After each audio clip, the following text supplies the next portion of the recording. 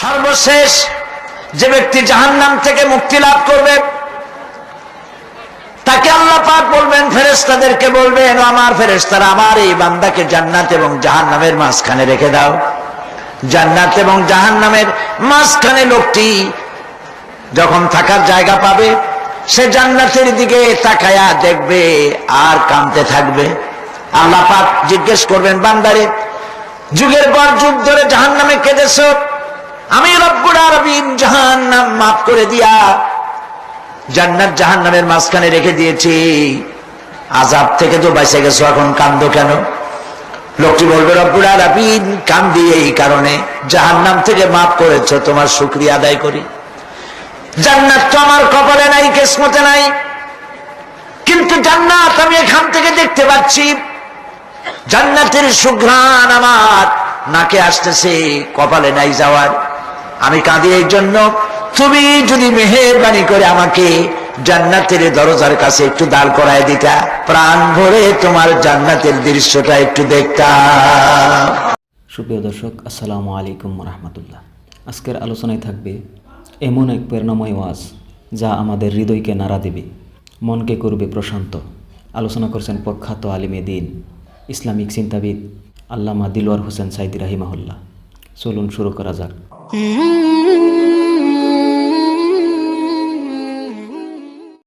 লা ইলাহা ইল্লাল্লাহু মুহাম্মাদুর রাসূলুল্লাহ।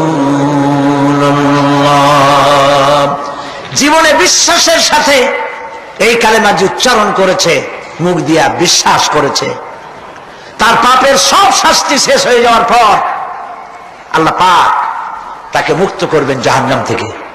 কেউ এরকম জাহান্নামে থাকবে না যে একবার কালেমা বিশ্বাসের সাথে উচ্চারণ করেছিল। এই কথা কাফেরদের ব্যাপারে প্রযোজ্য নয়। সর্বশেষ যে ব্যক্তি জাহান্নাম থেকে মুক্তি লাভ করবে তাকে আল্লাহ পাক বলবেন, ফেরেশতাদেরকে বলবেন, আমার ফেরেশতারা আমার এই বান্দাকে জান্নাত এবং জাহান্নামের মাঝখানে রেখে দাও। জান্নাত এবং জাহান্নামের মাঝখানে লোকটি যখন থাকার জায়গা পাবে সে জান্নাতের দিকে তাকায়া দেখবে আর কাঁদতে থাকবে। আল্লাহ পাক জিজ্ঞেস করবেন, বান্দারে যুগের পর যুগ ধরে জাহান্নামে কেঁদেছো, আমি রব্বুল আলামিন জাহান্নাম মাফ করে দিয়া জান্নাত জাহান্নামের মাঝখানে রেখে দিয়েছি, আযাব থেকে তো বেঁচে গেছো, এখন কান্দো কেন? লোকটি বলবে, রব্বুল আলামিন কান্দি এই কারণে, জাহান্নাম থেকে মাফ করেছো, তোমার শুকরিয়া আদায় করি। জান্নাত তো আমার কপালে নাই, কিসমতে নাই, কিন্তু জান্নাত আমি এখান থেকে দেখতে পাচ্ছি, জান্নাতের সুঘ্রাণ আমার নাকে আসতেছে, কপালে নাই যাওয়ার। আমি কাঁদি এই জন্য, তুমি যদি মেহেরবানি করে আমাকে জান্নাতের দরজার কাছে একটু দাঁড় করায় দিতা, প্রাণ ভরে তোমার জান্নাতের দৃশ্যটা একটু দেখতাম। আল্লাহ পাক তার আরজি পূরণ করবেন, বলবেন যাও, ফেরেশতাদের বলবেন এর জান্নাতের দরজার কাছে দাঁড় করায় দাও। জান্নাতের দরজার কাছে দাঁড়িয়ে লোকটি আবার কান্না শুরু করবেন। আল্লাহ পাক প্রশ্ন করবেন, এবার কান্দো কেন? লোকটি বলবে, রব্বুল আলামিন কান্দি এই কারণে, জান্নাতের এই দরজায় দাঁড়াইয়া জান্নাতের অফুরন্ত নেয়ামত কিছুই ভালো করে দেখা যায় না, শুধু অল্প জায়গা দেখি। যদি তুমি আমারে দয়া করে জান্নাতের মাঝখানে দাঁড় করায় দিতা, চতুর্দিকে তাকায়া তাকায়া দেখা কলিজারে ঠান্ডা বানাইতাম, তবে আমি ওয়াদা করি জান্নাতের কোন নাজ নেয়ামত, কোন ফল আমি খাবো না, ধরবো না, সইব না। একটুখানি মেহেরবানি করে মাঝখানে দাঁড় করাইয়া দাও, জান্নারে ঠান্ডা করি। আল্লাহ রব্বুল আলামিন ফেরেশতাদের বলবেন, আমার এই বান্দারে জান্নাতের মাঝখানে দাঁড় করাইয়া দে। আল্লাহর নবী বলেন, জান্নাতের মাঝখানে দাঁড়িয়ে লোকটি আগের চাইতে আরো জোরে চিৎকার মেরে কাঁদতে থাকবে। আল্লাহ পাক বলবেন, বান্দারে কি হলো তোর? দরজার কাছে আসতে চাইছিলে, আইনা দিলাম। আবার এবার মাঝখানে আসতে চাইছো, তাও এনে দিয়েছি, আবার কান্দো কেন? লোকটি বলবে, রব্বুল আলামিন এবার কান্দি এই জন্যে, তুমি যখন দয়া করে একটিবার জান্নাতের মাঝখানে এনে আমাকে দাঁড় করায় দিয়েছো, তুমি রহমান রহিম গফুরুর রহিম, এই জান্নাত থেকে আবার আর বাইর করে দিও না। আল্লাহ রাব্বুল আলামিন বলবেন, ও আমার বান্দারে, আমার এই জান্নাত তোর খুব পছন্দ হয়েছে নাকি? লোকটি বলবে, রব্বুল আলামিন কলিজা ঠান্ডা হয়ে গেছে, ভাবতেও পারি না এই জান্নাত এত সুন্দর। আল্লাহ পাক বলবেন, বান্দারে এরকম একটি নয়, দুইটা নয়, তোর জন্য আমি 10টা জান্নাত এরকম রিজার্ভ করে রাখছি। সুবহানাল্লাহ। আল্লাহ পাককে ভয় করে পৃথিবীর সমস্ত পাপ থেকে যারা নিজেকে রক্ষা করবে, আল্লাহ তাদের জন্য এই জান্নাত রেখে দিয়েছেন। সুবহানাল্লাহ। সেই জান্নাতের রিসিপশন আপনারা আন্দাজ করতে পারবেন না, রিসিপশন কারে কয়। কি এর প্রধানমন্ত্রী আর প্রেসিডেন্ট, 4-5টা পুলিশ আর আর্মি এসে একটা ফট করে সেলুট মারলো, বাস শেষ হয়ে গেল, এরকম না। জান্নাতীদেরকে রিসিপশন দেওয়া হবে। জান্নাতীরা যখন আল্লাহর হুকুমে জান্নাতের দিকে যেতে লাগবে, আর যখন জান্নাতের কাছে চলে যাবে, আল্লাহ রাব্বুল আলামিন শোনায় দিচ্ছেন, হাত্তা ইযা জাউহা ফুতিহাত আবওয়াবুহা ওয়া ক্বালা লাহুম খাজানাতুহা সালামুন আলাইকুম তিবতুম ফাদখুলুহা খালিদিন। সুবহানাল্লাহ। জান্নাতীরা যখন জান্নাতে প্রবেশ করার দরজার মুখোমুখি হবে, দ্বার রক্ষীগণ তখন বলবে, সালামুন আলাইকুম, আল্লাহর শান্তি তোমাদের উপরে বর্ষিত হোক। সুবহানাল্লাহ। দুনিয়ার টাটকা টাটকা সুখগুলি 2 পা দিয়ে ঠেলে দিয়েছো, টাটকা সুখগুলি গ্রহণ করো নাই, হারাম খাও নাই, আল্লাহর দ্বীন কায়েমের জন্য রক্ত দিয়েছো, জীবন দিয়েছো, কষ্ট করেছো, আল্লাহকে ভয় করেছো। আমাদের সালাম গ্রহণ করো, জান্নাতের মধ্যে ঢুকে যাও চিরকালের জন্য। সুবহানাল্লাহ। আর বাইরে হওয়া লাগবে না, চিরকাল এই জান্নাতের মধ্যে তোমরা বসবাস করতে পারবে, আল্লাহ রাব্বুল আলামিনের ফেরেশতারা বলে দিবেন। জান্নাতের মধ্যে আল্লাহ পাক হুরদের সঙ্গে জান্নাতীদের বিয়ের ব্যবস্থা করে দিবেন।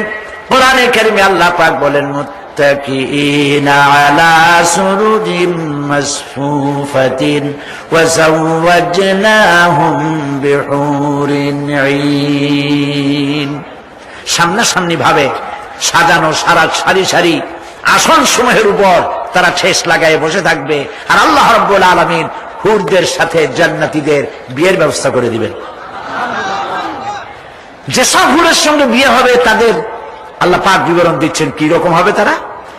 লাম ইয়াতমিসহুন্না ইনসুন ওয়ালা জান, এর পূর্বে জিন এবং ইনসান এদেরকে কেউ স্পর্শ করে নাই। কিরকম তারা? কাআন্নাহুন্নাল ইয়াকুতু ওয়াল মারজান, যেমন ঝিনুকের ভিতরে মণিমুক্তা থাকে, এইভাবে আল্লাহ পাক তাদেরকে পবিত্র করে রেখে দিয়েছেন। আমার প্রিয় ভাইরা, আল্লাহ রাব্বুল আলামিন কোরআনে কারীমের ভিতরে বলেছেন, ফাবিআইয়ি আলা'i রাব্বিকুমা তুকাযযিবান। জান্নাত দান করে আল্লাহ পাক এবার জান্নাতীদেরকে সম্বোধন করে বলবেন, ইয়া ইবাদি লা খাউফুন আলাইকুমুল ইয়াওমা ওয়ালা আনতুম তাহজানুন। হে আমার বান্দারা, লা খাউফুন আলাইকুমুল ইয়াওম, আজ আর কোনো ভয় নাই। সুবহানাল্লাহ, সুবহানাল্লাহ। আজ আর কোনো ভয় নাই, কোনো চিন্তাও নাই, আরামে এই জান্নাতের মধ্যে বসবাস করো।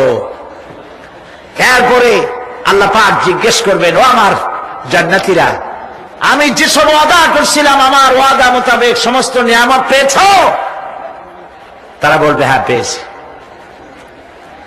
সব নিয়ামত আপনার ওয়াদা মোতাবেক সব পেয়েছি। আল্লাহ রাব্বুল আলামিন বলবেন, সব পাও নাই, ওয়ালাদাইনা মাজিদ, আমার কাছে আরো বেশি আছে, আমার কাছে আরো বেশি আছে। জান্নাতীরা বুঝবে না সে আরো বেশিটা কি, এর থেকে আর বেশি কি। প্রিয় ভাই সব, নবী করিম সাল্লাল্লাহু আলাইহি সাল্লাম বলেছেন, জান্নাতের সুখ আর শান্তি কোন চোখ নাই যা দেখেছে, যা কোন অন্তঃকরণ নাই যা কল্পনা করতে পেরেছে। এই জান্নাত মুত্তাকিদের জন্য আল্লাহ রাখছেন, সুবহানাল্লাহ। জান্নাতীরা ভাবতেও পারবে না সেই নিয়ামতগুলি কি। প্রিয় ভাই সব, সেই মুহূর্তে আল্লাহর নবী মুহাম্মদ রাসূলুল্লাহ সাল্লাল্লাহু আলাইহি ওয়াসাল্লাম বলবেন, রব্বুল আলামিন, আমার উম্মতেরা জান্নাতীরা বুঝতে পারে নাই আপনার কাছে কি নিয়ামত আরো বেশি আছে। আমার এই উম্মতেরা জান্নাতীরা আপনার ওয়াদা মোতাবেক সব পেয়েছে, কিন্তু একটি জিনিস এখনো তাদের কিসমতে হয় নাই।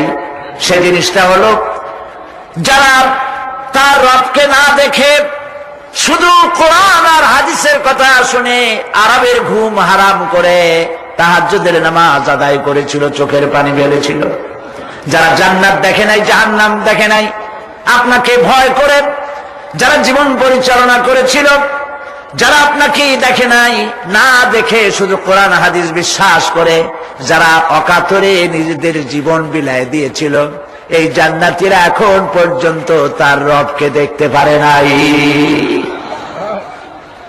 আল্লাহ রাব্বুল আলামিন তার সামনে থেকে ৭০,০০০ পর্দা সরে যাবে। আল্লাহ পাক বান্দাদের আরজি পুরা করার জন্য জান্নাতীদের সামনে তিনি জালোয়া ফরজ হবে। কোরআন শরীফের ভিতরে আল্লাহ পাক বলেন, জান্নাতীরা তারা আল্লাহর দিকে, জান্নাতীরা তার রবের দিকে তাকিয়ে থাকবে, আর রব তার বান্দাদের দিকে তাকায়া থাকবে। প্রাণ ভরে জান্নাতীরা রবকে দেখবে, সুবহানাল্লাহ, আল্লাহ পাককে দেখবে। প্রাণ খুলে আজ দোয়া করি, রব্বুল আলামিন, জান্নাতের যেই পরিবেশে, যেই জায়গায় তুমি দয়া করে তোমার গোলামদেরকে তুমি নিজেই দর্শন দিবে, দেখা দিবে। মনিব গো, ও আমাদের রব, আজ এই বিশাল জনসমুদ্র নিয়ে তোমার দরবারে আবেগ ভরা কণ্ঠে বলি, যে অনুষ্ঠানটি তুমি এমন মুবারক অনুষ্ঠান করবে যেখানে তুমি জান্নাতীদেরকে দেখা দিবে, ওই জান্নাতের কোন একটি, ওই অনুষ্ঠানের কোন একটি কোনায় কানায় আমাদেরকেও দাঁড় করাইয়া দেখান তুমি।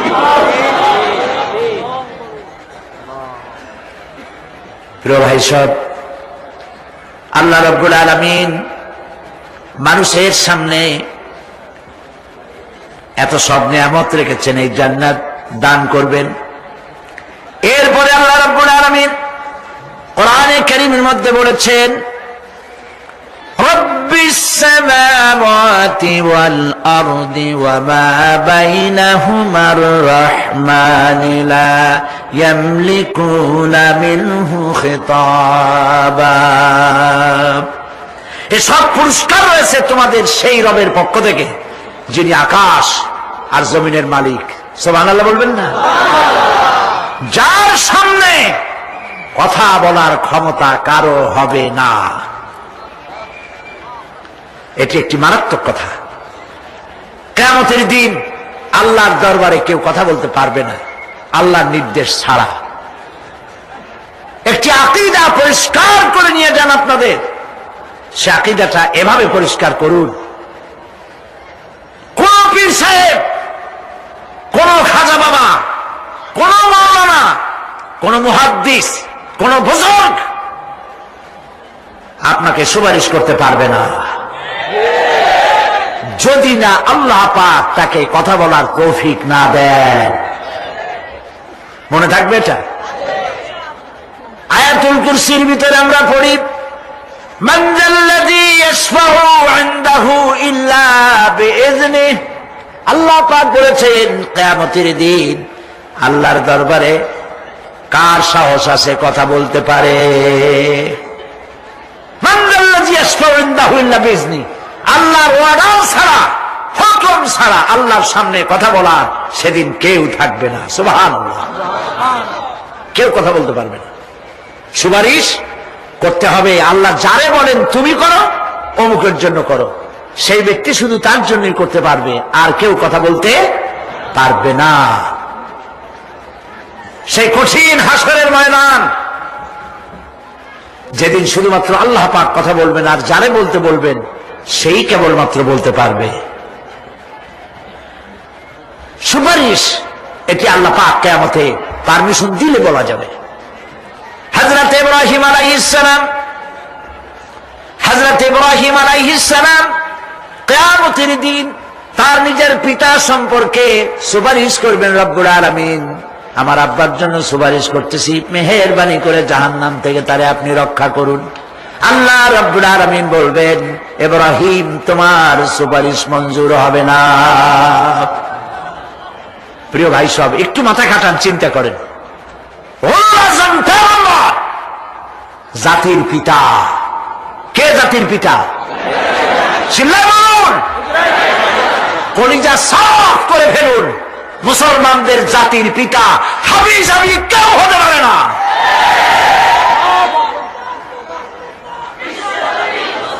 মিল্লাতা আবিকুম ইব্রাহিম, ইব্রাহিম আলাইহিস সালাম এই মিল্লাতের পিতা। সুবহানাল্লাহ।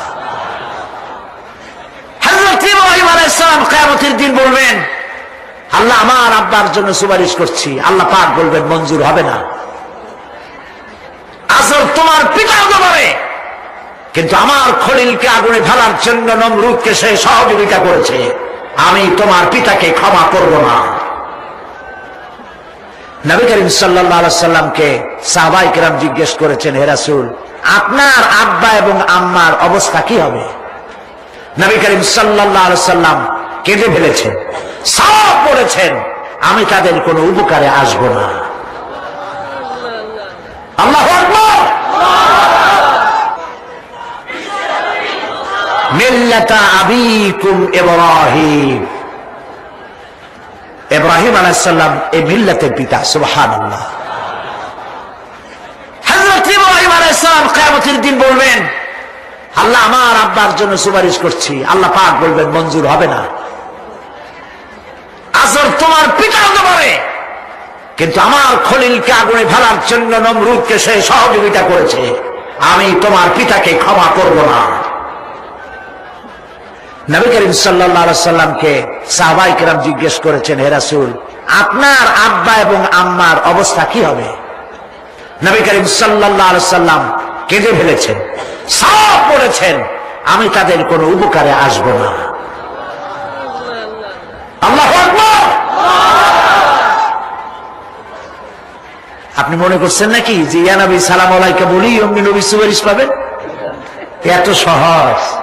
কতগুলো রসগোল্লা খাইলেন আর বড় একটা মিছিল করলেন আর অমনি চলে যাবেন? পৃথিবীর সব মানুষ, সাহাবায়ে কেরাম বাদ দেন, পৃথিবীর সমস্ত মানুষ একত্রিত হয়ে আবু তালেব রাসূলুল্লাহকে যে ভালোবেসেছেন, ওর 1000 ভাগের 1 ভাগও সারা দুনিয়ার মানুষ রাসূলুল্লাহকেই ভালোবাসতে পারবে? পারবে? নিজের ছেলে আলীকে, আলী রাদিয়াল্লাহু তাআলা আনহুকে আলাদা বিছানায় শোয়াইয়া, ছোট্ট মানুষ হযরত আলী আলাদা জায়গায় রাখিয়া, মুহাম্মদুর রাসূলুল্লাহ সাল্লাল্লাহু আলাইহি ওয়াসাল্লাম এতিম মানুষ, তারে কলিজার সাথে বুকের মধ্যে আশ্রয় করে দিয়ে আগলে রেখেছেন বুক পরে। সেই আবু তালেব মৃত্যুর সময় নবী করিম সাল্লাল্লাহু আলাইহি ওয়াসাল্লাম বলেছিলেন, চাচা একটি বার আমার কানে তাওহীদের কালেমা শোনায় দেন। আবু তালেব, তার কিসমতে ছিল না কালেমা। মরে যাওয়ার পর একজন সাহাবী বলেছিলেন, ইয়া রাসূলুল্লাহ, মৃত্যুর সময় আবু তালেবের মুখ আমি নড়তে দেখেছি, তিনি কালেমা পড়েছেন সম্ভবত। রাসূলুল্লাহ সাফ বলেছেন, আমি শুনি নাই। এত ভালোবাসার পরেও হাদিস শরীফে এসেছে আবু তালেব জাহান্নামে যাবে। কোথায় যাবে? জাহান্নামে। সবচাইতে কম আযাব হবে কার? আবু তালেবের। কম আযাবটা কি? হাদিস শরীফে এসেছে কম আযাব হলো জাহান্নামের আগুন দিয়ে 1 জোড়া জুতা তৈরি করে আবু তালেবের পায়ে পরিয়ে দেওয়া হবে। সেই জাহান্নামের আগুনের তৈরি করা জুতার তাপে আবু তালিবের মাথার ঘিলুগুলো টকবক করে বউ পড়তে লাগবে। এত ভালোবেসে যদি কিয়ামতে উপায় না হয়, আপনি ইয়া নবী সালাম আলাইকা, ইয়া রাসূল সালাম আলাইকা, আর কতগুলো জিলাপি খাইলেন, বড় একটা মিছিল করলেন। প্রিয় ভাই সব, এইসব বেদাত ছাড়ুন, এগুলি সুস্পষ্ট বিদাত। রাসূলুল্লাহকে ভালোবাসবেন, সাহাবীরা যেভাবে ভালোবেসেছেন ওইভাবে ভালোবাসবেন। সুন্নাতের অনুসরণ কিভাবে করবেন? সুন্নাতের অনুসরণ করবেন কিভাবে? নবী করিম সাল্লাল্লাহু আলাইহি ওয়াসাল্লামকে ভালোবাসবেন কিভাবে? হযরত আব্দুল্লাহ ইবনে মাসউদ রাদিয়াল্লাহু তাআলা আনহু তিনি সাফ বলেছেন, মান কানা মুস্তান্নান ফালিয়াস্তান্না বিমান কাদ মাত। কেউ যদি সুন্নতের পূর্ণাঙ্গ অনুসরণ করতে চায়, সেজন্য যারা মরে গেছে তাদের অনুসরণ করে।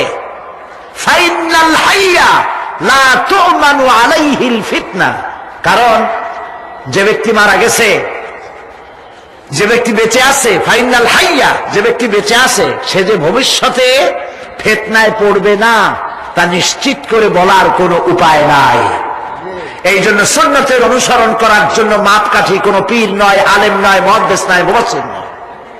যে ব্যক্তি মারা গেছে তিনি হলেন সুন্নতের অনুসরণ তারই করতে হবে। তিনি কে? তারা কারা? উলাইকা আসহাবু মুহাম্মাদিন সাল্লাল্লাহু আলাইহি ওয়াসাল্লাম। তারা হলেন নবী করিম সাল্লাল্লাহু আলাইহি ওয়াসাল্লামের সাহাবায়ে কেরাম রিদওয়ানুল্লাহি তাআলা আলাইহিম আজমাইন। কানু আফদালু হাযিহিল উম্মাহ। তারা হচ্ছে এই উম্মতের শ্রেষ্ঠ সন্তান। আমার দেশে আসে না, যারা যে সরকার যখন আসে তারা এসে একদলে বলে এরাই হলো দেশের জাতির শ্রেষ্ঠ সন্তান। না, শ্রেষ্ঠ সন্তান তোমরা সার্টিফিকেট দিলে হবে না। এই বিশ্বের শ্রেষ্ঠ সন্তান আল্লাহর নবীরা, আর তারপরে সাহাবায়ে কেরাম রিদওয়ানুল্লাহি তাআলা আলাইহিম আজমাইন। আবাররাহা কুলুবান, তাদের কলবকে আল্লাহ পাক পবিত্র করেছেন। ওয়া আমাহা ইলমান, আর তাদেরকে গভীর ইলম দান করেছেন। ওয়া আল্লাহা তাকাল্লুফান, আর সমস্ত রকমের বক্রতা থেকে তাদের কলিজাকে আল্লাহ পাক মুক্ত করে দিয়েছেন। ইখতারাহুমুল্লাহু লিসহবাতি নবিয়্যিহি ওয়া লিইকামাতি দীনিহি। আল্লাহ পাক এই সব লোকদের, কাদের? সাহাবীদের, এই সব লোকদেরকে আল্লাহ বাছাই করেছিলেন মুহাম্মদ রাসূলুল্লাহ সাল্লাল্লাহু আলাইহি সাল্লামের সাহাবী হওয়ার জন্য। বাছাই করছে কে? আল্লাহ পাক নিজে বাছাই করেছেন রাসূলের সাহাবী হওয়ার জন্য। কি জন্য? লিকামতের দিনে, আল্লাহ পাকের দিন প্রতিষ্ঠার জন্য। সেই জন্য প্রিয় ভাই সব, কিয়ামতের দিন সুপারিশ কেউ কিন্তু করতে পারবে না। সুপারিশ করতে পারবেন কেবলমাত্র কে?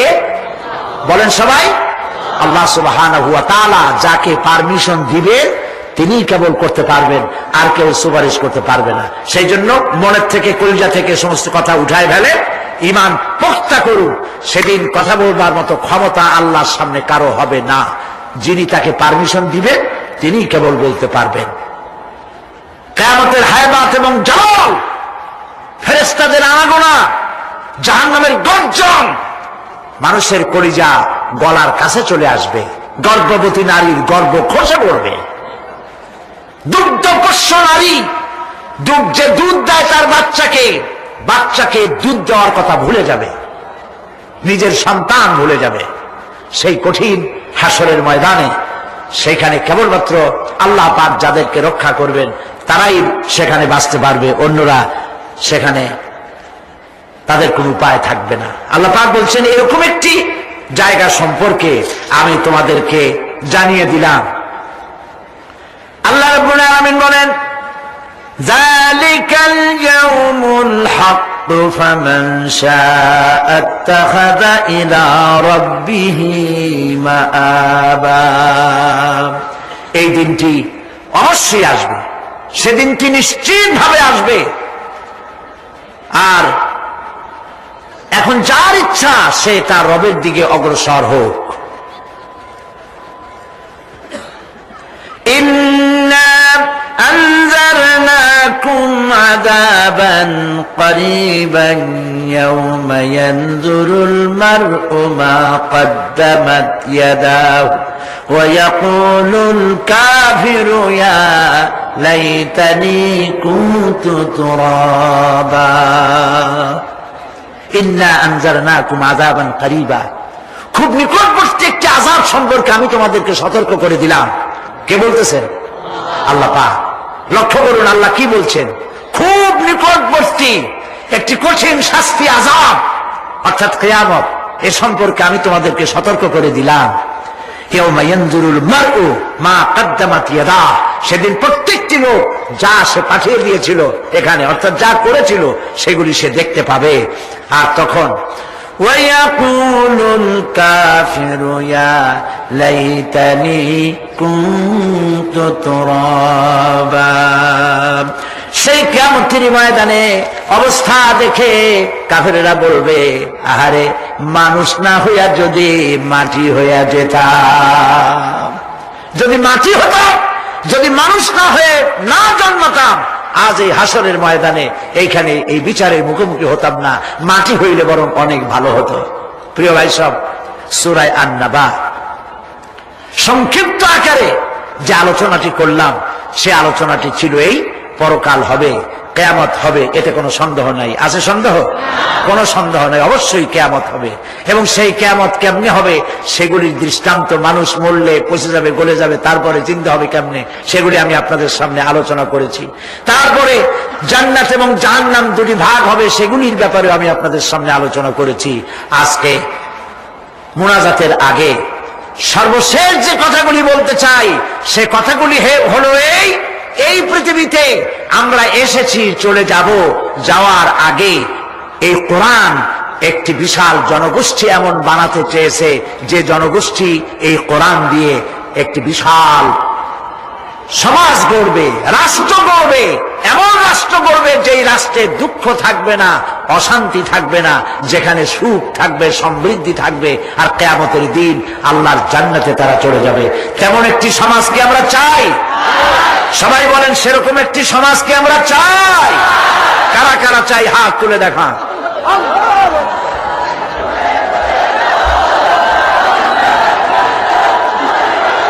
প্রিয় ভাই সব, আমি হাত তুলতে বলেছি, দাঁড়াইতে বলি নাই।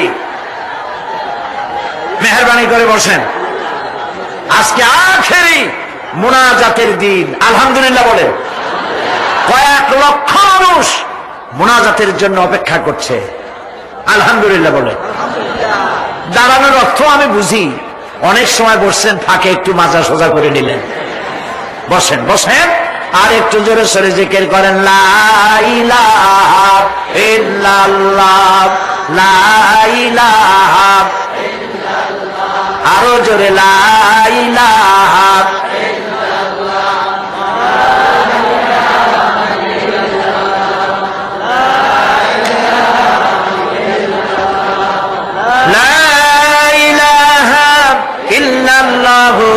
মুহাম্মাদুর রাসূলুল্লাহ।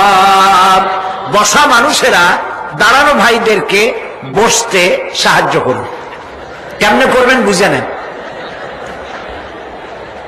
প্রিয় ভাই সব, কিয়ামতের দিন আমরা যেতে চাই জান্নাতে। কোথায় যেতে চাই বলেন? জোরে বলেন। এই জান্নাতে যাওয়ার জন্য দুইটা কাজ করতে হবে। কয়টা কাজ? আল্লাহ রাব্বুল আলামিন বলেন, ফামান কানা ইয়ারজু লিকাআ রাব্বিহি ফালইয়ামাল আমালান সালিহান ওয়া লা ইউশরিক বিইবাদাতি রাব্বিহি আহাদা। আল্লাহ পাক বলেন, যে বাজারা আমার সঙ্গে দেখা করতে চায় কিয়ামতে, দুইটা কাজ করা লাগবে। বলেন কয়টা কাজ? একটা হলো নেক আমল। কি আমল বলেন? নেক আমল। নেক আমল কারে বলে? নেক আমল করতে হলে আবার দুইটা শর্ত লাগে। এক নম্বরে কাজটা করতে হবে আল্লাহরে খুশি করার জন্য। কারে খুশি করার জন্য? একটা মাদ্রাসা বানাইছি যাতে লোকেরা বলে যে বড় একটা মাদ্রাসা বানাইছে, এই জন্য। মাদ্রাসা বানাবেন, মসজিদ বানাবেন, হসপিটাল বানাবেন, যা কিছু করেন নিয়ত হবে আল্লাহকে খুশি করা। নিয়ত হবে কারে খুশি করা? আল্লাহ পাককে খুশি করা। এই হলো নেক আমলের প্রথম শর্ত। কাজ হবে আল্লাহকে খুশি করার জন্য। 2 নম্বরে কাজটি হতে হবে সুন্নতে নববী সাল্লাল্লাহু আলাইহি ওয়াসাল্লামের উপরে। মনে রাখবে, দাড়ি রাখবো কেন রাখবো? রাসূলের সুন্নাত। রাখবো কারে খুশি করার জন্য? আল্লাহকে খুশি করার জন্য। রাখবো কার মতো? রবীন্দ্রনাথের মতো, কার্ল মার্কসের মতো, কবির মতো নয়। রাখতে হবে কার মতো? নবীর মতো। বুঝে নেন, কাজটা হতে হবে আল্লাহকে খুশি করার জন্য। 2 নম্বরে কাজটা হতে হবে সুন্নতে নববী সাল্লাল্লাহু আলাইহি ওয়াসাল্লামের উপরে হতে হবে। তাহলে এই হলো 1 নম্বর। জান্নাতে যাওয়ার জন্য, আল্লাহর সাথে দেখা করার জন্য 1 নম্বরের কাজ হলো নেক আমল। বলেন 1 নম্বরের কাজ কি? 2 নম্বরের কাজ ওয়ালা ইউশরিক বিইবাদাতি রাব্বিহি আহাদা। আল্লাহ রাব্বুল আলামিনের ইবাদতের সাথে কাউকে শরীক স্থাপন করা যাবে না। আমরা যারা মুসলমান, অধিকাংশ মুসলমান শিরকের ভিতরে মুবতলা হয়ে আছে। বিশ্বাস করেন কিনা বলেন? কাফেরেরা তো মুশরিক আছেই, ওরা তো মুশরিক আছেই, কিন্তু আমরা মুসলমানেরা আমাদের আমলের মধ্যে আমাদের অজান্তে সবের নিয়তে অনেক শিরক আমরা করে বসি। নাউজুবিল্লাহ, বলেন নাউজুবিল্লাহ। এই জন্য আমি বারবার সতর্ক করি, নিজেকেও করি, আপনাদেরকেও করি। এই কারণে করি, শিরকের গুনাহ আল্লাহ মাফ করবেন না। ইন্না শিরকা লাযুলমুন আযীম। শিরক মস্ত বড় অপরাধ, জুলম, আল্লাহ মাফ করবেন না। আল্লাহর কাছে কান্দে কান্দে মাপ চাওয়া লাগবে যে আল্লাহ শিরক থেকে আমাকে রক্ষা করো, বাঁচাও। অনেক গোপন শিরক আছে।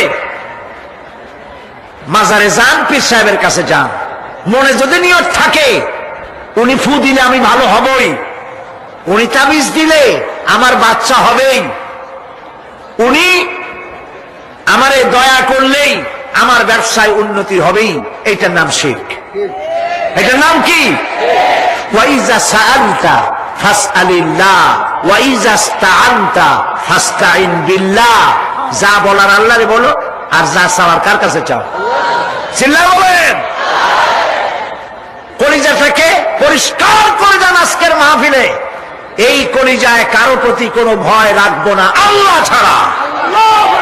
ভয় করবো কারে বলেন? মহব্বত আল্লাহ ছাড়া, এত বেশি মহব্বত আর কাউকে করব না। আল্লাহ তাআলা আমাদের কলিজায় তোমার ভয় এবং মহব্বত দিয়ে ভরে দাও। রাসূলের মহব্বত দিয়ে আমাদের দিলকে ভরে দাও। বিশ্বাস করুন ভাই সাহেব, কোরআন শরীফ আমার সামনে, বিশ্বাস করুন, দেশি পীর বিদেশি পীর, খাজা বাবা দেশি এবং বিদেশি, কেউ আপনার ভাগ্য বদলাই দিতে পারবে না। এ পিছনে দৌড়ায় দৌড়ায় কোনো লাভ নয়। এতক্ষণ মসজিদের ভেতরে বসে আল্লাহর কাছে কাঁদেন। ওয়াকালা রাব্বুকুম উদউনি আস্তাজিব লাকুম। তোমার রব বলেছে আমারে ডাকো, আমি ডাকের সাড়া দিয়ে দেব। সুবহানাল্লাহ। আর আল্লাহ বলেছেন আমার ইবাদতের সাথে কাউকে শরীক করবে না।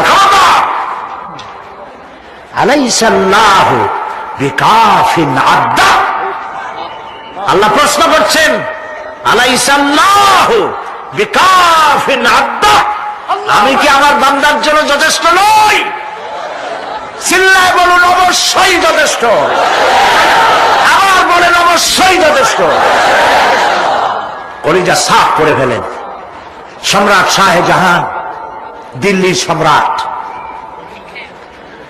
হাবিজাবি সম্রাট না, দিল্লির সম্রাট। এখন কোথায়? কবরের মধ্যে। কবি বলতেছেন, শাহনে জাহাं को जिन्हें फक्र से देते थे बाज, शाहने जहां को जिन्हें फक्र से देते थे बाज, वाज कब्र में है सूरह अलहम्दु की मोहताज। সারা ভারতবর্ষ যারা ট্যাক্স দিয়ে নিজেকে সৌভাগ্যবান বলে মনে করত, সে আজ কবরের মধ্যে ভিক্ষুকের মতো সূরা আল-হামদুর মতো একটি সূরার মুহতাজ হয়ে ভিক্ষুকের মতো শুয়ে আছে। সম্রাট শাহজাহান মসজিদে বসে আছে, এক ফকির ঘুরতেছে। লোকেরা কয়, ছোটবেলা থেকেই তোমার খয়রাত করতে দেখলাম, ভিক্ষা কি জীবনেও যাবে না তোমার? লোকটি বলছে, আমি ভিক্ষা করবো স্যার, আমার উপায়টা কি? কারণ আমারও তো লোকেরা এই মুরব্বীকে বসায় না।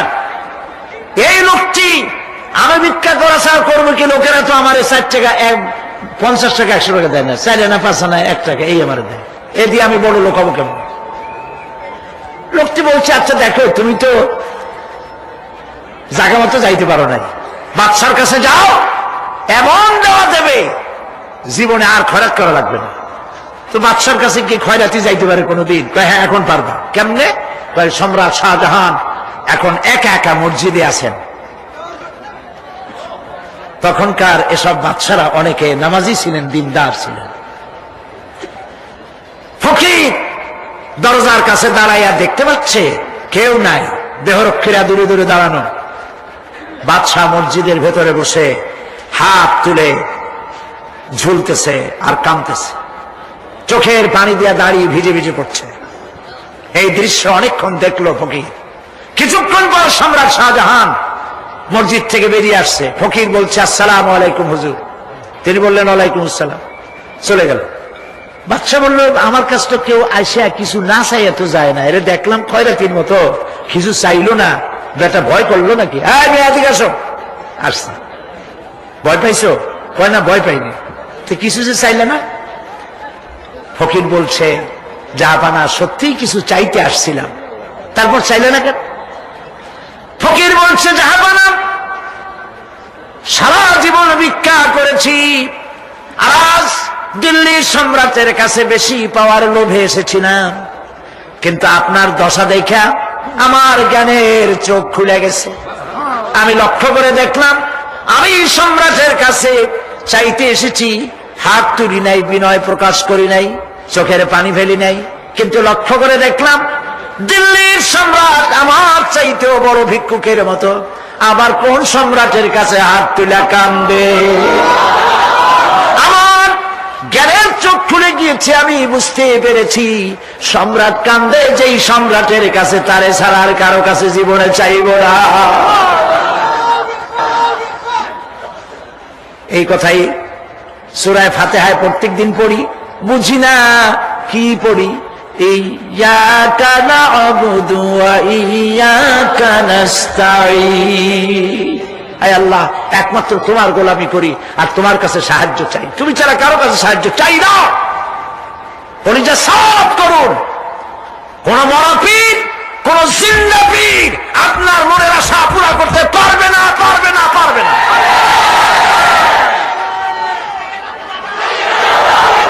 আর আজ থেকে কোন মাজারে টাকা দিবেন না, পয়সা দিবেন না, আগরবাতি দিবেন না, মোমবাতি দিবেন না, গোলাপ পানি দিবেন না। কারা কারা দিবেন না? হাত উঁচু করে দেখা। হাত নামান, হাত নামান। আল্লাহ পাক তুমি এই হাতগুলি কবুল করে, জোরে বলেন আমিন।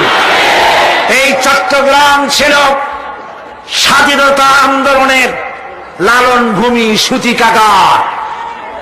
এই চট্টগ্রামের বুকের উপরে দাঁড়িয়ে শহীদ প্রেসিডেন্ট জিয়াউর রহমান স্বাধীনতার ঘোষণা দিয়েছিলেন। সেই চট্টগ্রাম স্বাধীনতার গৌরবে ধন্য। সেই চট্টগ্রামকে আল্লাহ পাক ইসলামের চট্টগ্রাম, শিরক এবং বিদআত মুক্ত চট্টগ্রাম আল্লাহ বানায় দিন। আমি অত্যন্ত আনন্দিত, খুশি বর্তমান সরকার চট্টগ্রামকে বাণিজ্যিক রাজধানী ঘোষণা করায় সরকারকে ধন্যবাদ জানাই। আমি ধন্যবাদ জানাই চট্টগ্রাম আন্তর্জাতিক বিমানবন্দর। আমরা আজ থেকে বহু বছর আগে সেই কোন জায়গায় যেন, কোন স্কুল বলো না, কলেজিয়েট হাই স্কুল ময়দানে 80 দশকে এভাবে মাহফিলে বলেছিলাম, চট্টগ্রাম এই আন্তর্জাতিক বিমান, তখন আন্তর্জাতিক ছিল না, এই বিমানবন্দরের নাম রাখা হোক আল্লাহর ওলি শুয়ে আছেন এই চট্টগ্রামে হযরত শাহ আমানত রাহমাতুল্লাহ আলাইহি, তার পবিত্র নামে এটা করা হোক। কোন সরকার করে নাই, কোন সরকার করে নাই। সেই দীর্ঘদিনের দাবি ফলশ্রুতিতে চট্টগ্রামকে 4 দলীয় ঐক্যজোটের সরকার চট্টগ্রামের মুসলমানদের কলিজার দাবি পূরণ করে শাহ আমানত ইন্টারন্যাশনাল এয়ারপোর্ট নাম ধারণ করে সেখানে পতাকা উঠতেছে বাংলাদেশের, মসজিদও তৈরি হয়ে গেছে। দুনিয়ার কোন আন্তর্জাতিক বিমানবন্দরের গায়ের সাথে মিশানো এমন মসজিদ আমি দেখছি কিনা আমার মনে পড়ে না। চট্টগ্রামের সৌভাগ্য, আলহামদুলিল্লাহ। আমার কলিজা চায় আমি আপনাদের সাথে জড়াই গেছি, আমি আপনাদের সাথে জড়াই গেছি ভালোবাসা দিয়া, মহব্বত দিয়ে, কোরআনের কারণে, আর কোনো কারণ নাই, কোনো স্বার্থ নাই। আমি কোনোদিন চট্টগ্রাম থেকে এমপি নির্বাচন করতে আসবো না।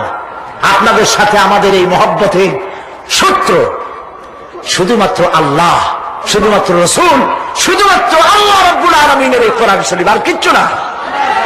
আল্লাহ পাক এই চট্টগ্রামে যারা মাজারের ব্যবসা করে এগুলোরে তুমি হেদায়েত করে দাও, বলেন আমিন। মাজার কেন্দ্র করে যারা বসে আছে ওদেরকে বলেন আল্লাহর রাস্তায় বাড়ি ফিরে যা। এ মাজারের চাষ কি? মাজারগুলির চতুর্দিকে বসে আছে, গাঁজা খায়, দাড়িতে জট, গায়ে সালার শট, শয়তান। বাড়ি যা, বলবেন বাড়ি যা, বাচ্চা রিক্সা চালা, তোরে মাজারে বসতে কইছি কে? মাজারগুলি পাহারা দেবে গভর্নমেন্ট। শাহ আমানত আমাদের সম্পদ, শাহ মাকদুম মুসলিম মিল্লাতের সম্পদ, শাহজালাল মুসলিম উম্মার সম্পদ। এদের মাজারকে সংরক্ষণ করার দায়িত্ব সরকারের। ওখানে তোমার বসে টাকা রাখবে না, খালি পয়সা কামাও আর এই টাকা দিয়া ট্রাক আর বাসের ব্যবসা করো, কোটি কোটি টাকার মালিক হও, আর গাঁজা খায়, ডলিয়া ডলিয়া কলকিতে ঢুকে টান দেয়, চোখ ক্রমে বড় হয় আর গান গায়, মদিনা যাব কেমনে মদিনা, বলে তুই শয়তান কেমনে মদিনায় যাবি? এত গাঁজা খাইয়ে যাবি তুই মদিনায়? প্রিয় ভাই সব, শীত মুক্ত জীবন যাপন করতে হবে, কোনো আপোষ নাই, নো কম্প্রোমাইজ।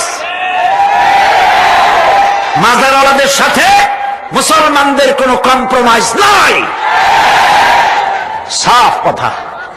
আমরা শিরক এবং বিদআত মুক্ত জীবন চাই, আলহামদুলিল্লাহ বলে। কিয়ামতে আল্লাহ পাক নাজাত দিয়ে দেবেন, বলেন আমিন। আমি 7ম সংসদে পার্লামেন্টে বলেছিলাম তদানীন্তন হুজুরদের সামনে, বুঝছেন তো কারা? বললাম এই তো বারবার যান উমরা করতে, এখন আর যাই চায় না, এখন তো ইলেকশনের সময় না, এখন পার্শ্ববর্তী দেশে সফর করা দরকার। রোজার মাসে এখন আর যাওয়াটা লাগে না, তখন যাইতো, তখন পট্টি টট্টিও বানতো। বললাম আপনারা উমরা করতে যান, হজ করতে যান, আনেন কি? আতর আর পাথর, সুরমা আর খুরমা। কিন্তু দেখেন না সেখানে কি অবস্থা? আল্লাহ পাক বলেছেন আওয়ালাম ইয়ারাও আন্না জাআলনা হারামান আমিনান, দেখতে পাও না আমি এই শহরকে কি নিরাপত্তার শহর বানিয়েছি? যখন পৃথিবীর চতুর্দিকে লুণ্ঠন হচ্ছে, চুরি হচ্ছে, হত্যা হচ্ছে, ধর্ষণ হচ্ছে, তখন আমার এই শহর দেখো কেমন নিরাপত্তা বানাইলাম। যারা হজে গিয়েছেন লক্ষ্য করেছেন, লক্ষ লক্ষ মানুষ, তাদের চাইতেও সুন্দরী মানুষগুলি, নারীগুলি রাতের বেলায় পুরুষ সঙ্গী ছাড়া একাকিনী আল্লাহ রাব্বুল আলামিনের ঘর তাওয়াফ করতে আসে। গভীর রাত্রে তাওয়াফ করলো, নামাজ পড়লো, দোয়া করলো, আবার একাকিনী ঘরে ফিরে গেল। লক্ষ লক্ষ পর পুরুষের মধ্য দিয়ে আজ পর্যন্ত একটি রেকর্ড সৃষ্টি হলো না যে কাবা শরীফের চতুর্দিক থেকে কয়েকটা নারী হাইজ্যাক হয়ে গেছে। চোখে দেখো না, মক্কা শরীফে তো চতুর্দিকে পুলিশ টুলিশ আছে, মুজদালিফায় যেখানে এরকম শামিয়ানা নাই, ঘর নাই, দেওয়াল নাই, লক্ষ লক্ষ নারী আর পুরুষ পাশাপাশি কাছাকাছি সারা রাত শুয়ে থাকে। বলেন ঠিক কিনা? 1000 বছরের ইতিহাস তালাশ করেন, একটা নারী হাইজ্যাক হয়েছে, লাঞ্ছিত হয়েছে। আর তুমি বুঝ আমাদের আমরা সন্ত্রাসী। তোমার দেশে প্রতি সেকেন্ডে কত মানুষ নিহত হয়, তোমার দেশে প্রতি মিনিটে কত ধর্ষণ হয়, হিসাব করো। আমাদের দিকে চোখ তুলে তাকাইও না, নিজের ঘর সামলাও। ফেরাউনের ঘরে আল্লাহ মুসাকে পালন করেন। আমেরিকার সেই লোকগুলি বলল অবস্থা এখন এই হয়েছে, কোরআন শরীফ পড়তে গিয়ে বোমা তালাশ করতে গিয়ে দেখে বোমা টোমা নাই, বরং বোমা নিরসনের কথা আছে। রেজাল্ট কি হলো?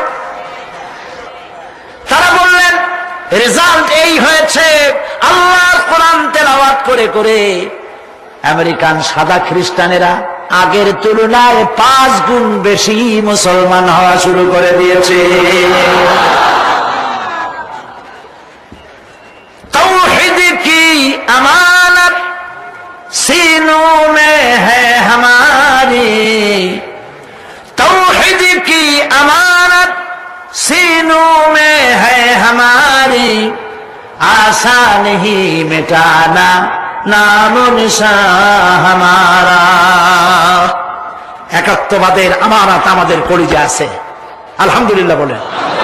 আমাদের নাম নিশানা মিটাইতে পারবে না, তোমার বোমা অস্ত্র যা আছে সব নিয়ে আসো, আল্লাহ আমাদের সাহায্য করবেন ইনশাআল্লাহ।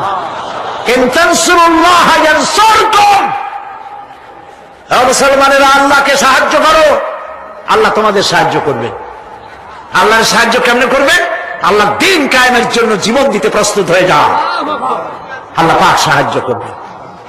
রব্বুল আলামিন পরিষ্কার করে বলেছেন ওয়া কানা হাক্কান আলাইনা নাসরুল মুমিনিন, মুমিনদেরকে সাহায্য করা আমি আল্লাহর জন্য ওয়াজিব। সুবহানাল্লাহ বলেন। আল্লাহর জন্য মুমিনদেরকে সাহায্য করা কি ওয়াজিব। সুতরাং ভয় পাবেন না, ঐক্যবদ্ধ হন, ঐক্যবদ্ধ হন, তাকওয়া সৃষ্টি করুন, আল্লাহর মেহেরবানি আসবে। নামাজ পড়ুন, আল্লাহরে সেজদা দিবেন। কারে সেজদা দিবেন? আজকে কি ভাই কোরআন শরীফের মাহফিলের শেষ দিন, তাফসীরের মাহফিল শেষ দিন, মুনাজাতের দিন, লক্ষ লক্ষ মানুষ মুনাজাতের অপেক্ষায় বসে আছে। প্রিয় ভাই সব, এই সুন্দর মুহূর্তে আমরা কি ওয়াদা করতে পারি জীবনে আর নামাজ ছাড়বো না? আমরা কি ওয়াদা করতে পারি জীবনে আর মিথ্যা কথা বলবো না? মুসলমানদের কপাল পূর্ণ কেন? কারণ দুনিয়া আমরা সব থেকে বেশি মিথ্যা কথা বলি, বলেন ঠিক কিনা? আমরা সব থেকে বেশি ওজনে কম দেই, আমরা খাদ্যে ভেজাল দেই, আমরা মানুষের শেকায়েত করি, আমরা পরনিন্দা করি, আমরা জমিনের আইন ঠেলি, আমরা নারীর মর্যাদা দেই না। এই সব কারণে আল্লাহ নারাজ হয়ে গেছেন। আমরা কি ওয়াদা করতে পারবো এই অপকর্মগুলি জীবনে আর করবো না? পারবো?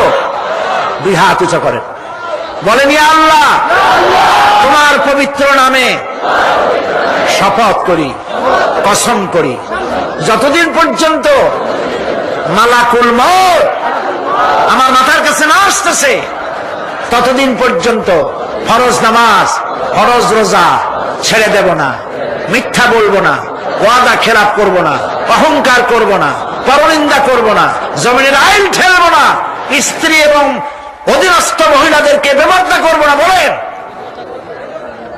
সুদ খাবো না, ঘুষ খাবো না। আয় আল্লাহ, চিৎকার দিয়া বলেন আয় আল্লাহ, আমাদের আজকের এই মুকাম্মাল তওবা, এই ওয়াদা আমাকে পূরণ করা তৌফিক দাও। আমিন আমিন আমিন ইয়া রাব্বাল আলামিন। হাত নামান। প্রিয় ভাই সব, এরপরে আপনাদের আমি মোনাজাতের দিকে আগাচ্ছি, কষ্ট আর দিব না। আমাদের দেশে সন্ত্রাসের কারণে দেশ জাহান্নামের দিকে চলে গেছিল, ঠিক না? আলহামদুলিল্লাহ, সেনাবাহিনী যৌথ অভিযানের কারণে সন্ত্রাস কমে গেছে, আলহামদুলিল্লাহ বলেন, মহব্বতের সাথে বলেন আলহামদুলিল্লাহ। সেনাবাহিনী নামায় আপনারা বেজার না খুশি ছিলেন? বেজার না খুশি? দেখান তো কারা কারা খুশি। আলহামদুলিল্লাহ, হাত নামান, হাত নামান। আমাদের সেনাবাহিনী আমাদের গৌরব, আমাদের অহংকার। পৃথিবীতে তারা যেখানেই গিয়েছে আমাদের জন্য সুনাম কুড়িয়ে এনেছে। সন্ত্রাসীদের এই চিন্তা করার কারণ নাই যে অপারেশন ক্লিন হার্ট, অপারেশন থুইয়া এখন সব জেলা থুইয়া সাব ডিভিশন লেভেলে সব চলে আসতেছে। আবার আপনারা সন্ত্রাস, চাঁদাবাজি, মাস্তানি শুরু করবেন, পারবেন না, পারবেন না। কারণ সেনাবাহিনী আমরা দিল্লি অথবা পিন্ডি থেকে ধার করে আনি নাই, ওরা আমাদের সন্তান। সরকার যতবার খুশি ততবার নামাবে। সন্ত্রাসীদেরকে মারলে যদি বলে মানবাধিকার লঙ্ঘিত হয় না, কারণ সন্ত্রাসীরা মানুষই না। তারা যখন হাজার হাজার মানুষ মেরেছে তখন তোমাদের মানবাধিকারের কথা কোথায় ছিল? আজ এত দরদ কেন? বাংলাদেশ গত ঈদের মাঠে, ঈদের রাতে, ঈদের আগের রাত্রে আমরা মক্কা শরীফে ছিলাম। শুনেছি বাংলাদেশে বড় বড় শহরগুলিতে রাত 2:30, 3টা পর্যন্ত মা বোনেরা ঈদের কেনাকাটা করেছে। বাংলাদেশের ইতিহাসে হয়েছে কোনদিন? সুতরাং এতে নারাজ হয়েছে কারা? 14 কোটি মানুষ বলেছে আলহামদুলিল্লাহ, খালি একটা দল বলেছে নাউজুবিল্লাহ। আল্লাহ তাদের সুমতি দান করুন বলি আমিন। সবাই বলেন আমিন। সুতরাং সেনাবাহিনীর অপারেশনের ব্যাপারে কোনো কথা বলার কোনো প্রয়োজন নাই। বামপন্থীরা বলেছে রুখে দাঁড়াও, সেনাবাহিনী রুখে দাঁড়াবা? খুব আশ্চর্য কথা। পাগলা হাতি হইতে পারে, একটা পাগলা হাতি একটা বাজার ভাঙিয়ে দিতে পারে, 5-6টা মানুষ পাড়ায় মারতে পারে, কিন্তু তুমি রেজিমেন্টের সামনে তুমি কি? তোমরা বামেরা সব এক জায়গায় হইয়াও কামের কাম কিছু করতে পারো নাই, পারবাও না। নির্বাচনে দাঁড়ায় দেখো, তোমাদের বামের যত বড় নেতা আছে প্রত্যেকটা নেতার ব্যাপারে চ্যালেঞ্জ রইল যে যেখানে দাঁড়াবে সেখানেই জামানত হারাবে। কারণ এই দেশের লোকেরা বামপন্থীদের ভালোবাসে না, কারণ বামপন্থীরা জাহান্নামে যাবে। আসহাবুল শিমাল, আসহাবুল ইয়ামিন, ডানপন্থীরা যাবে জান্নাতে, বামপন্থীরা যাবে জাহান্নামে। মুসলমানের বাচ্চা হইয়া নিজেদের পরিচয় দেয় বামপন্থী। আস্তাগফিরুল্লাহ। বাম মানুষেরা বাম হাত দিয়ে কি কাম করে? আস্তাগফিরুল্লাহ। কপাল পোড়া, জোরে কোন কি বলা? হুসনা। আল্লাহ হেদায়েত করুন, জোরে বলেন আমিন, জোরে বলেন আমিন।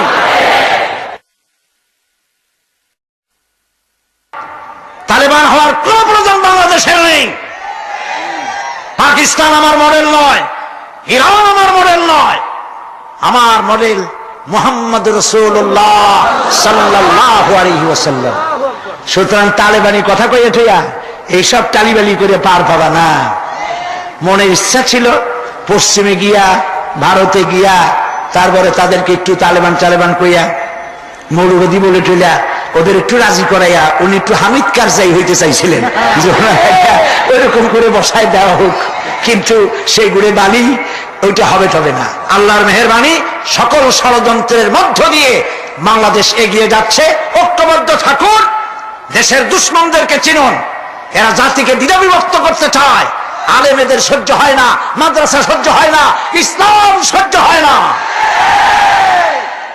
আমরা এই 4 দলীয় ঐক্যজোটকে টাইট রাখবো। আমরা চাকরি করি না, আমরা গভর্নমেন্টের গোলাম নই, আমরা সহযোগী মাত্র।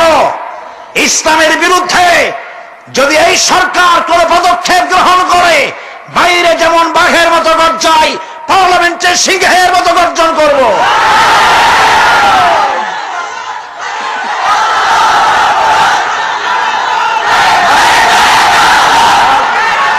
প্রিয় ভাই সব, এই সরকার ইসলামের পক্ষের সরকার বলে জনগণ মনে করে। আপনারা দোয়া করুন যেন সরকার ইসলামের পক্ষে তার মেয়াদকাল পর্যন্ত থাকতে পারে, আল্লাহ যেন কবুল করেন। সবাই বলেন আমিন। শেষ কথা, আরেকটা নির্বাচন সামনে আসতেছে, ওটার নাম কি? ইউনিয়ন পরিষদের নির্বাচন। এত বড় মাহফিল, চতুর্দিক থেকে লোকেরা আসছেন, আপনারাই ভোটার, ঠিক না? ভোট কারে দিবেন, কি মার্কায় দিবেন, ওইটা আমার বলার কোনো দরকারই নেই। আমি মৌলিক একটা কথা বলবো, সেই কথাটা হচ্ছে ভোট একটি আমানত। কিন্তু এই স্লোগানটা যারা বানাইছে, আমার ভোট আমি দেব, যারে খুশি তারে দেব, এটা পাগলের কথা, এটা পাগল। প্রথম লাইন ঠিক আছে, আমার ভোট আমি দেব, প্রথম লাইন ঠিক, দ্বিতীয় লাইন পাগলের। যারে খুশি তারে দেব, তা আমার ভোটটা কি ছাগলের দেব, মদখোরের দেব, জেনাকারের দেব? তাহলে স্লোগানটা কেমন হওয়া উচিত? আমার ভোট আমি দেব, দক্ষ এবং যোগ্য দেখে দেব। আপনারা মসজিদের ইমাম যখন বানান তখন তাকায় দেখেন লুঙ্গিটা গিরের নিচে পড়ছে কিনা, মাথার চুল সামনে দিয়া লম্বা কিনা, মোজগুলি মুখের মধ্যে ঢুকছে কিনা, এগুলো দেখেন কিনা? আরে বাবা, 200 লোকের ইমামতি করবে, তাতে এত দূরবীন দিয়ে দেখেন। আর আপনার হাজার হাজার লোকের মেম্বার বানাবেন, চেয়ার বানাবেন, ইমাম বানাবেন, উনিও তো নেতা, ইউনিয়নের নেতা। আপনি বাছাই করবেন না, চিনবেন না যে লোকটা নামাজি কিনা, লোকটা দিনদার কিনা, লোকটা লেখাপড়া জানে কিনা, গম চুরি করবে কিনা, চোর ওর বাপ চোর ছিল কিনা, দেখবেন না আপনি? বেছে গুছে দিনদার, ইমানদার, সুশিক্ষিত, চরিত্রবান, নামাজি, এগুলি দেখে ভোট দিবে। মনে থাকবে? মনে থাকবে? আল্লাহ রাব্বুল আলামিন এগুলি মনে রাখার তৌফিক দান করুন, বলি আমরা আমিন। প্রিয় ভাই সব, আমরা এখন মোনাজাত করব। মোনাজাতের জন্য দাঁড়ানো ভাইরা বসেন, গাছে, ছাদে, রাস্তায়, যিনি যেখানে আছেন সেখানেই মোনাজাতের জন্য অবস্থান গ্রহণ করুন। আর জোরে সোরে জিকির করেন, লা ইলাহা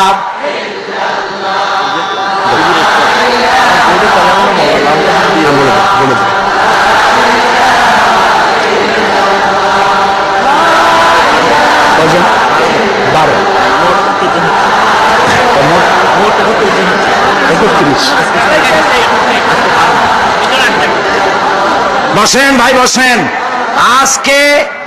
আজকে মোট 12 জন অমুসলিম ভাই ইসলাম কবুল করার জন্য মঞ্চে এসেছেন। জোরে স্লোগান দেন।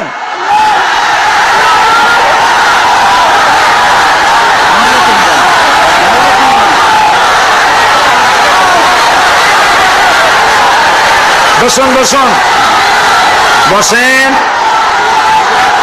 মেহেরবানি করে বসুন ভাই, মেহেরবানি করে বসেন,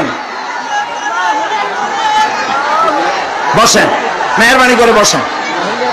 দাঁড়ানো ভাইরা বসা মানুষরা দাঁড়ানো ভাইদেরকে অনুরোধ করেন, বসেন বসেন। না বসতে দেখবেন কেমনে? আজকের 12 জনের 3 জন আমাদের বোন মহিলা আর 9 জন হচ্ছে পুরুষ, মোট 12 জন। এবারের তাফসীরের মাহফিলে মোট প্রথম দিন থেকে নিয়ে পর্যন্ত 31 জন লোক ইসলাম কবুল করলেন। জোরে বলেন আলহামদুলিল্লাহ। রব্বানা করিম, রব্বানা লাকাল হামদ। আমি এখন এদেরকে ডাকতেছি, যাকে যাকে ডাকবো একটু দূরে সরে দাঁড়াও, কাছে কাছে আসবা। শ্রী মৃণাল চন্দ্র রায়, পিতা শ্রী দেবেন্দ্রনাথ রায়, বাড়ি শমশের পাড়া, চাঁদগাঁও, চট্টগ্রাম। বর্তমান নাম পছন্দ করেছে মোহাম্মদ নুরুল আমিন। সজল বড়ুয়া, পিতা নির্মল চন্দ্র বড়ুয়া, জাহানপুর ফটিকছড়ি। বর্তমান নাম পছন্দ করেছে মোহাম্মদ সাইফুল্লাহ। মিলন চন্দ্র দেব, পিতা যোগেন্দ্র চন্দ্র দেব, জাতে হিন্দু, বাড়ি বাকুলিয়া, চট্টগ্রাম। বর্তমান নাম পছন্দ করেছে মোহাম্মদ মিজানুর রহমান। সুকান্ত বড়ুয়া, পিতা সন্তোষ বড়ুয়া, জাতে ধর্ম হচ্ছে বৌদ্ধ। বর্তমান নাম পছন্দ করেছে আব্দুল্লাহ আল মামুন, বাড়ি হলো ডবল মুরিং, চট্টগ্রাম। সুমন পাল, পিতা অনিল পাল, ধর্ম হিন্দু, বাড়ি তুলাতলি, চাঁদগাঁও, চট্টগ্রাম। বর্তমান নাম মোহাম্মদ রফিক। গৌরঙ্গশীল, পিতা ব্রজেন্দ্রশীল, ধর্ম হিন্দু, বাড়ি পালংখালী, উখিয়া, কক্সেস বাজার। বর্তমান নাম মোহাম্মদ মুসা। জিতেন্দ্র ত্রিপুরা, পিতা মানিক ধন ত্রিপুরা, বাড়ি তৈলপাং, জামি পাং, মাটিরাঙ্গা, খাগড়াছড়ি। বর্তমান নাম মোহাম্মদ নুরুল করিম। জিতু পাল, মৃত সুব্রত পাল, পিতার নাম উত্তর বরিয়া, ফুলগাজী, ধর্ম হিন্দু। বর্তমান নাম পছন্দ করেছে মোহাম্মদ ওমর ফারুক। রূপনা বড়ুয়া, স্বামী সজল বড়ুয়া, বাড়ি হল হালিশহর, চট্টগ্রাম, হাউজিং এস্টেট। বর্তমান নাম পছন্দ করেছে মুসাম্মাত রাবেয়া বেগম। ইভা বড়ুয়া, পিতা সুজল বড়ুয়া, জাহানপুর ফটিকছড়ি, বর্তমান নাম পছন্দ করেছে ফারজানা ইয়াসমিন। লিপি বড়ুয়া, পিতা সুনীল বড়ুয়া, ধর্ম বৌদ্ধ। এর আগে যার নাম, আগে যে তিনটা নাম বলেছি তিনজন বৌদ্ধ ধর্মের।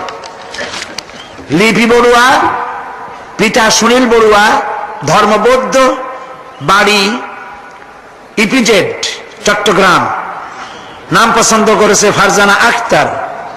প্রমিত কান্তি দে, পিতা মৃত নিরঞ্জন দে, ধর্ম হিন্দু, বাড়ি বাংলা বাজার চট্টগ্রাম, বর্তমান নাম পছন্দ করেছে মোহাম্মদ দিলাওয়ার হোসাইন। প্যান্ডেলের ভিতরে যে তিন বোন আছেন, আপনারা আমি যা বলবো আপনারা তা উচ্চারণ করবেন।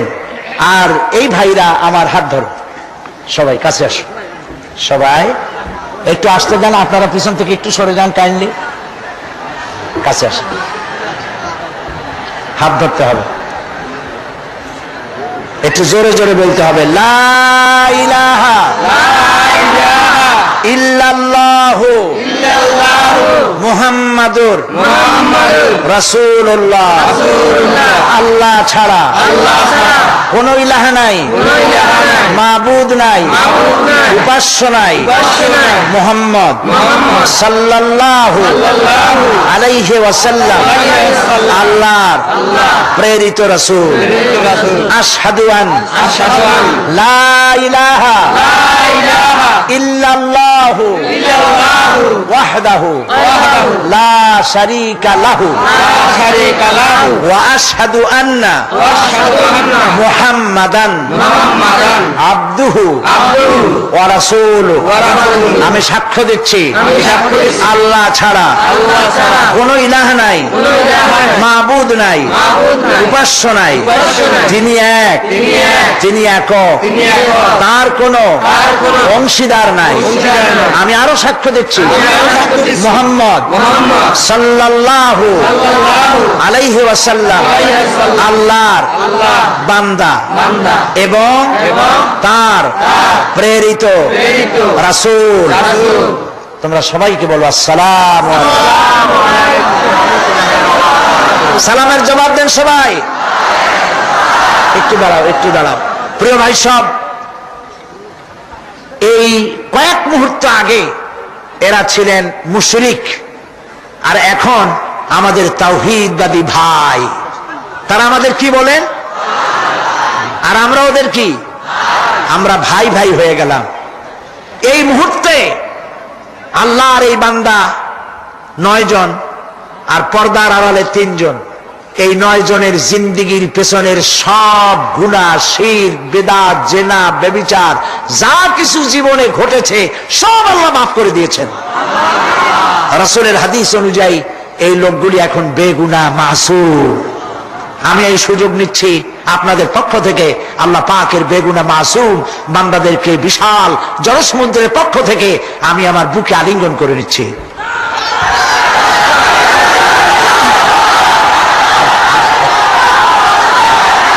শেষে একটি কথা, আল্লাহ তাআলার দিনকে কেউ থামাতে পারে না।